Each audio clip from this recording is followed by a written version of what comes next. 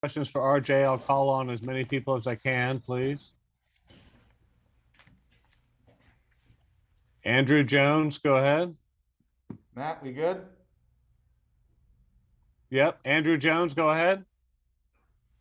RJ, can you explain kind of the vibe that you got from the guys when Miami made a first run at, I think it was 14-2 after you guys took or 14-0 after you guys took a quick lead, and then they piled another run on top of another run. What was the vibe of the team, and what was the challenge of not being able to reverse the course of the game during that stretch?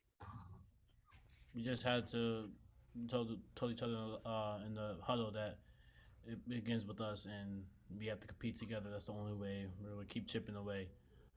They're a great team. It wasn't our night tonight, so we have to go turn it around.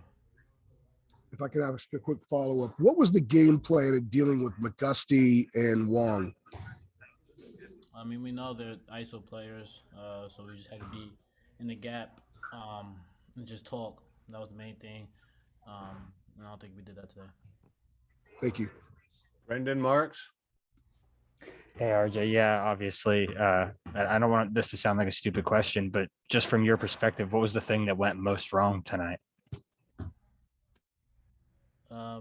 We didn't bring our energy. We didn't play Carolina basketball tonight. Plain and simple. There's no beating around the bush. Yeah. CL Brown.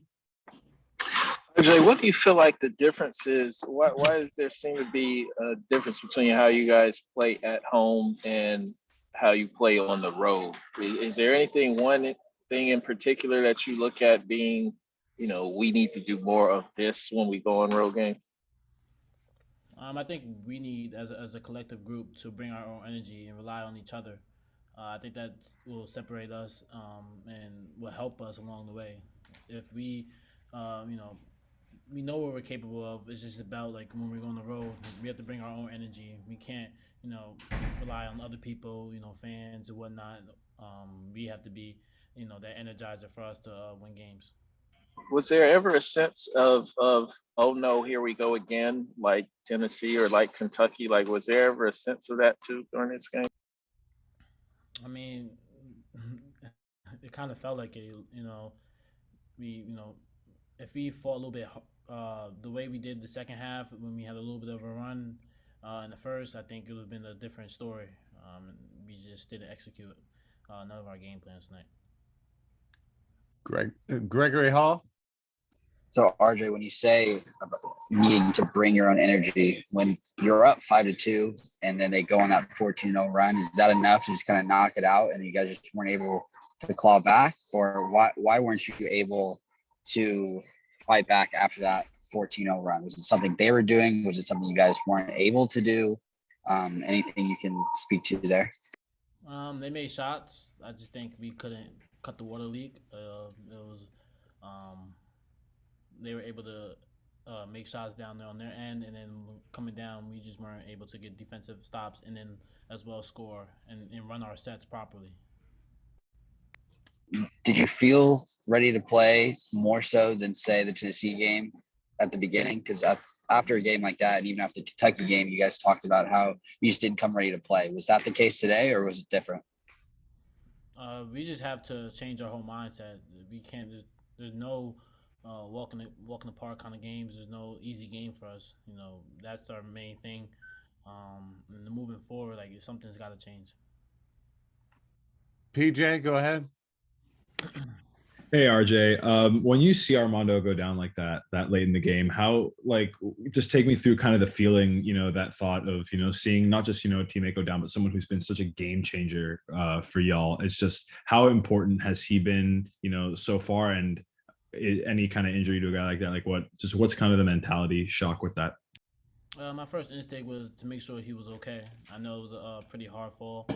And Armando's been tremendous for us this year. So, he's definitely a game changer. He definitely impacts the game in many ways, not just on the offensive end, but also on the defensive end. So, he seemed like he was able to get up on his own. So, I think he's okay.